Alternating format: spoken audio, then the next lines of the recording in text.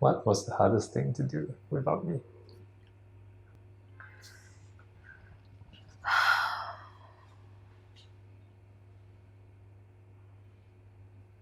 I think it was going about my daily life, knowing that there wasn't a person I could return to at the end of the day. Yeah. I think companionship is the thing that I miss the most. I think there's just this chemistry between the both of us, like that continued even post breakup. Like a lot of things that is like you go unsaid, but you get it, or like I just need to say a certain thing and then you get it. Yeah, I think companionship sums it up. It's kind of hard to explain it, but it's just a daily thing. Yeah.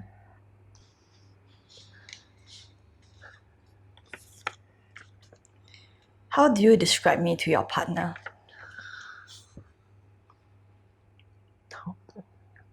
Do I even describe you? I generally don't. So how do I describe you? Loud, I guess. Loud, noisy, no, the same thing. But passionate as well. Loud and passionate. I think those are two words I've ever used to describe you to her. I think those are it. Yeah. Okay, irrelevant to you for now. So. But if I had to, I think I would always talk about how we are so different.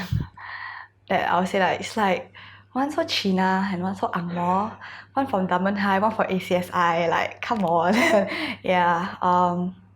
But I would never fail to describe like how intelligent you are, and how sensitive and responsible and considerate you are. Yeah, that you are very sacrificial and how you always held this unwavering belief in me. Yeah. Like I think the word that I always say is that I'm always grateful. Yeah. And I think I really wouldn't have like said anything nasty or what. Like I mean people will tend to ask like, how he has gotten fat lately. No lah. Yeah. It's always talking about how, and sometimes I'll say that, oh yeah, and it's very awkward too. But yeah, he's just awkward to most. He's actually secretly bitchy. Yeah. Nobody believes me, but yeah. Oh, really? Yeah, people think that I'm the one. People are the bitchiest people. Yeah, exactly. But no one believes it. Yeah, but yeah, that's what I would say lah. What do you think is my best quality as a partner? I think for me, there's a lot of things lah, but I think fundamentally is your unwavering belief in me. I find that so amazing. Like I cannot understand. Every single time like I talk to you about how I doubt myself or something, or like something that I want to do but I don't dare, and you're like, but I think you're made for this. I think this is what you've been called to do, and these are things that sometimes very daunting. Yeah, but you were always like, but it's you. Like I've never believed in any less. Like even when I made mistakes, even when I hurt you, but you never stop believing in me.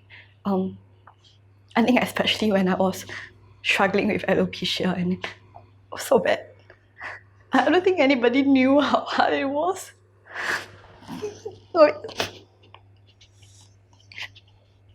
And nobody knew how hard it was for you. And I never forgot how firmly and how quietly you stood by me. Like, even when I had my tantrums, even when I asked you like, Tim, you never signed up for this. And you said, but I signed up for you. And I couldn't understand. When you said that you love me anyway. Yeah. I can't understand. But whenever I look back, I'm so grateful for you. I'm so grateful for your belief and your love and how you never complain. Even though it was so hard for you. And you just very quietly, there was this day where I think we were on a bus, like I think we were on 179 going out of school, and then I think I said something like, oh, people have been asking me how I'm doing and I'm very grateful for that. And you said, yeah, I'm glad to see that you have so many people who care for you. And then very quietly you added and you said, sometimes I also wish that people ask me how I'm doing. But you didn't say it with resentment. You didn't say it with bitterness. It was just a very quiet sense of, but I also wish people asked me about that. And I wish they did too, because nobody had it harder than you. Like, you were always at the receiving end of it. And nobody knew because it was always behind closed doors. Yeah, and I wish people knew how brilliant you are. And how the reason why I had the courage to do what I did was because you stood by me.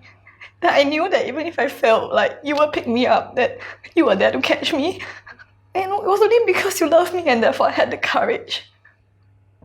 But nobody knew. Yeah, and even when I moved on, even when we broke up and I look back, that was the one moment where I knew that you always gave me strength. Yeah.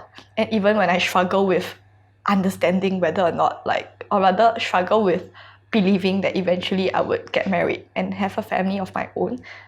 But I look back and I feel like at least there was one person who loved me, like, for all that I am and for all that I'm not.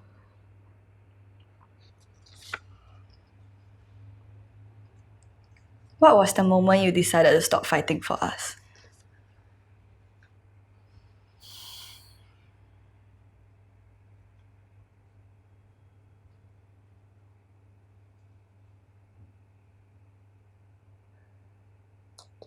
I think it's one of the exchanges, like one of our text exchanges, and like you're going on about something like that. Yeah. It's like, I mean, I really cautioned you against it or whatever, and then, but I think you still went ahead, like you just like made fun of me or something. I can't remember the details lah. But I thought I told you like, this is, I'm like reaching my limit already. I think I told you at some point lah. I mean, and then you just said like, yeah, so what? Something along those lines. It's just like, it's not a decision. It's more like something my heart just like kind of like disappeared. If I can, if that's how you ask me to describe it. Yeah, it's just like at that point it's just like there's this fear, like something disappeared and like a fear entered that space instead. It's like, will I? Yeah, can I ever trust her again? Like, will I get hurt again? Do I want to get hurt again? Yeah, so maybe that moment, but I can't pinpoint it. Sometime during the break lah. Yeah. I don't really know from what angle do I address this question, because I think like me suggesting a break was because I really didn't want to fight for us anymore. But after that I came back. Yeah. And then when I was the one who wanted to break up, but I'm not sure if I would say that that's because I stopped fighting for us. But I think it's because we both where I was wanted going, right? Yeah. Yeah, that the only way that I could fight for the both of us was to initiate a breakup. Yeah. I remember so clearly because we just kept going back and forth, right, at that point in time, and there was just no clarity around what was going on. Yeah, and I remember it was a Saturday morning when I was having breakfast with Diane at Old Airport Road. And suddenly the clarity came for me that if I love you, I have to let this go. Yeah, because I knew that I just wasn't serving you in any way. Yeah. So in a way, I guess that was the moment, if I had to pick one. Yeah, that I realized that I had to let this go. Yeah, for the sake of the both of us. What do you think people can learn from our relationship?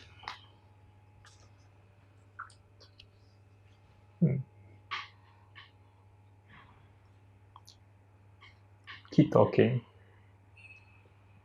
If you really want to throw away your pride, I think, yeah, both sides must throw away their pride, not just one side.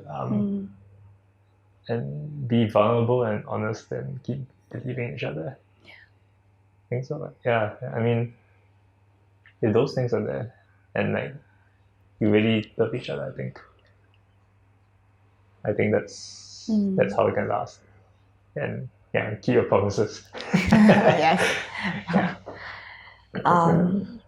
I think for me it would be love never goes away. Yeah. I think so many of my friends, like, I see after they end their relationship, like it's just a no contact, or like I really hate you and I just remove you from every area of my life.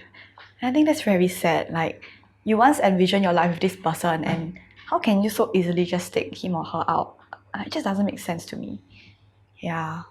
So I think what people can learn is that, yeah, if you truly love someone, you always find a way to reconcile. You always find a way to forgive, to believe again, even if it means it's after the relationship is over. Yeah.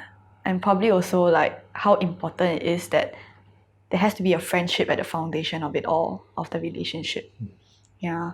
I think a large part of why we can stay as friends is because of that. That we knew that at the end of the day, we started as friends and we could always go back to being friends. Yeah. So yeah. Hi. See Ting and Tim met in Polytechnic and began their relationship with a rocky start. But as they learn about themselves and define their relationship, they understand the importance of communicating and selfless love. You see, when See Ting was diagnosed with alopecia, Tim stood beside her, unwavering faith and awe. But as all stories, theirs too had an unfortunate end. I understand the difficulty of staying friends after a breakup, especially after love that has witnessed each other's growth and stood against difficulties, right? But it is because of such love and sacrifices that makes it easier to be there as friends. My name is Shah, and this has been SG Narratives.